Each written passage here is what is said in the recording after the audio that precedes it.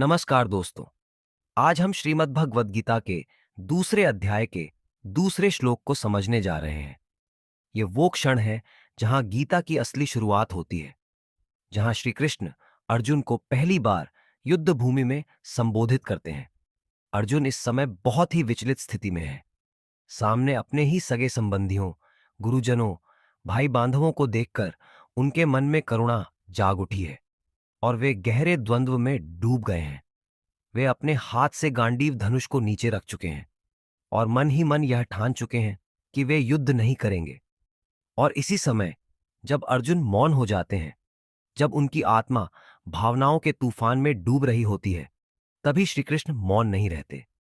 वे इस युद्ध भूमि में अर्जुन को पहली बार सीधे संबोधित करते हैं और उनकी स्थिति को देखकर उन्हें झकझोरते हैं। यह केवल शब्द नहीं है, यह चेतावनी है, मार्गदर्शन है और एक जीवन दर्शन है। श्री कृष्ण कहते हैं, कुतस्त्वा कश्मलम मिदम विस्मय समुपस्थितम अनार्य जुष्टम स्वर्गीयम कीर्ति क्रम अर्जुन। यह श्लोक जितना छोटा दिखता है, उसमें उतना ही गहरा अर्थ छुपा है। इसमें केवल अर्जुन के लिए संदेश नहीं है, यह हर उस इंसान के लिए है जो जीवन की कठिनाइयों से डरकर अपने कर्तव्य से पीछे हटना चाहता है।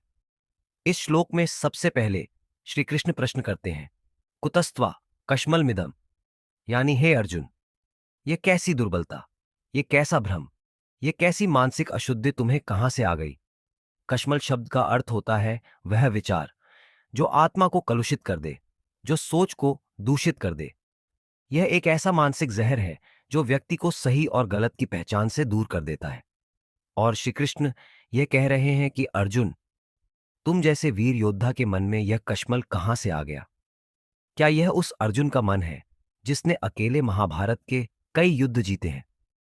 क्या यह वही अर्जुन है जो कभी अपने धनुष के एक इशारे से दुश्मनों को हिला देता था? श्री कृष्ण आगे कहते हैं, विस्मय समुपस्थितम, यानी यह दुर्बलता तुम्हें इस समय में क्यों आ रही है, जब परिस्थिति सबसे कठिन है, जब सामने धर्म और अधर्म आमने सामने खड़े हैं, जब दुनिया तुम्हारे निर्णय की ओर देख रही है।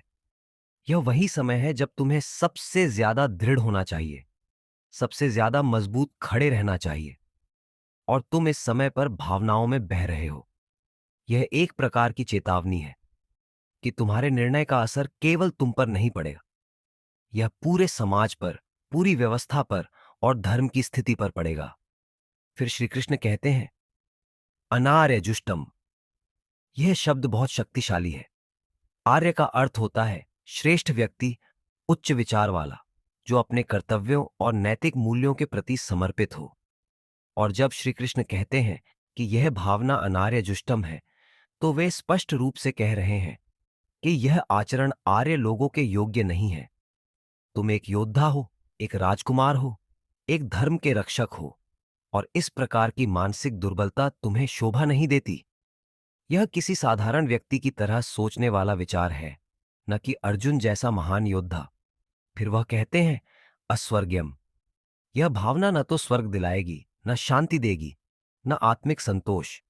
यहां स्वर्ग केवल मृत्यु के बाद का कोई स्थान नहीं है, बल्कि यह प्रतीक है उस संतोष, उस आत्मगौरव और उस सम्मान का जो हमें अपने कर्तव्यों को निभाने से मिलता है। अगर अर्जुन इस समय युद्ध छोड़ देते हैं, तो हो सकता है वे कुछ लोगों की नजरों में दयालु बन जाएं, लेकिन उनके मन में जीवन भर एक अपराध बोध बना रहेगा। वे खुद से नजरें नहीं मिला पाएंगे। वे जानेंगे कि उन्होंने अपने धर्म से मुंह मोड़ा, अपने कर्तव्य से भागे, और यही बात उन्हें कभी आत्मिक शांति नहीं देगी। और अंत में श्री कृष्ण कहते हैं, अकीर्तिक्रम। यह निर्णय तुम्हारी कीर्ति को, तुम्हारे यश को, तुम्हारे सम्मान को नष्ट कर देगा। अर्जुन इस युद्ध में केवल अपनी जीत के लिए नहीं लड़ रहे, वे एक आदर्श के प्रतीक हैं। लोग उन्हें देख रहे हैं, उनसे प्रेरणा ले रहे हैं। अगर वे इस समय पीछे हटते हैं, तो आने वाली पीढ़ियां उन्हें एक कायर के रूप में याद करेंगी।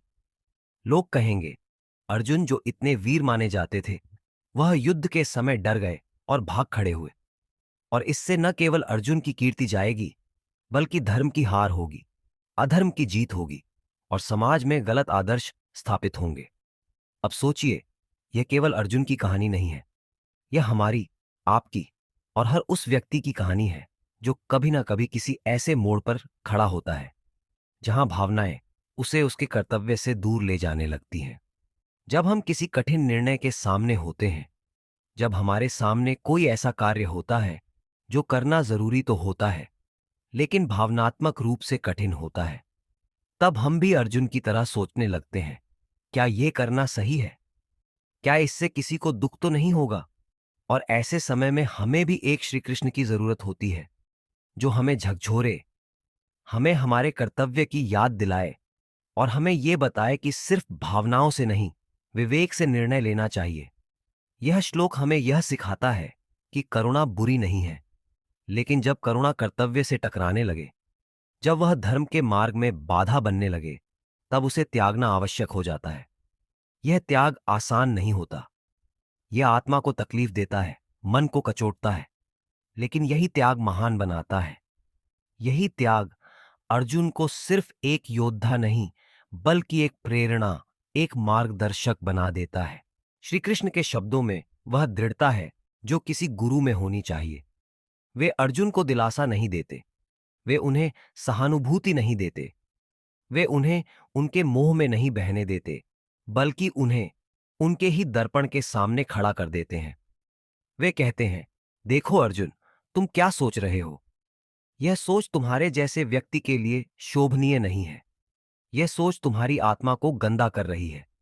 इससे तुम्हें कुछ नहीं मिलेगा, ना स्वर्ग, ना संतोष और ना ही यश। और इस तरह श्री कृष्ण न केवल अर्जुन को जागृत करते हैं, बल्कि गीता की शुरुआत भी यहीं से होती है। कभी कभी हम भी अपने जीवन में ऐसे निर्णयों के सामने खड़े होते हैं जहां भावनाएं हमारी सोच पर हावी हो जाती हैं। हम सोचते हैं कि किसी को ठेस न लगे, किसी का नुकसान न हो, या फिर हम डर जाते हैं कि कहीं हम गलत निर्णय न ले लें। लेकिन उस समय हमें यह समझना चाहिए कि जीवन केवल भावनाओं से नहीं चलता। जीवन में विवेक, कर्तव्य और धर्म का भी स्थान है। यदि हम केवल भावनाओं के आधार पर निर्णय लेने लगें, तो हम अपने ही जीवन में अंधकार फैला देंगे। अगर किसी शिक्षक को किसी छात्र को डांटना पड़े लेकिन वह सिर्फ इस डर से चुप रह जाए कि बच्चा रो ना दे, तो वह शिक्षक अपना कर्तव्य नहीं निभा रहा। अगर एक डॉक्टर किसी मरीज को ऑपरेशन इसलिए ना करे क्योंकि उसमें दर्द होगा, तो वह डॉक्टर अपने धर्म से भाग रहा है।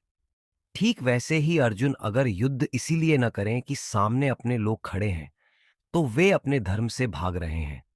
इसलिए श्री कृष्ण उन्हें यह स्मरण कराते हैं कि यह भावना तुम्हारे योग्य नहीं है। यह श्लोक हमें यह भी सिखाता है कि हर कठिन समय में जब हम भ्रमित हों, तो हमें अपने भीतर झांकना चाहिए, अपने मूल्यों को याद करना चाहिए और यह सोचना चाहिए कि हमारा कर्तव्य क्या है। अगर हम भावनाओं में बहकर अपने धर्म से हटते हैं, तो वह मोह केवल दिखने में कोमल होता है, असल में वह आत्मा के लिए विष बन जाता है। इसलिए श्री कृष्ण कहते हैं, उठो अर्जुन, यह भावना तुम्हें शोभा नहीं देती। यह तुम्हारी आत्मा को कलुषित कर रही है। यह तुम्हारे यश को नष्ट कर देगी और सबसे बड़ी बात, यह धर्म की हार बन जाएगी। और अंत में दोस्तों, जब हम इस श्लोक को अपने जीवन में अपनाते हैं, तो हम पाते हैं कि यह केवल महाभारत की कहानी नहीं है। यह एक गूढ़ संदेश है जो आज भी उतना ही प्रासंगिक है जितना तब था। यह हमें सिखाता है कि जब भी कोई कठिन निर्णय हमारे सामने आए, तो हमें विवेक से सोचना चाहिए, कर्तव्य का पालन करना चाहिए और भावनाओं में बहकर धर्म से नहीं हटना चाहिए। यही श्री कृष्ण का संदेश है, यही गीता का सार है और यही जीवन का मार्गदर्शन भी। जय श्री कृष्ण,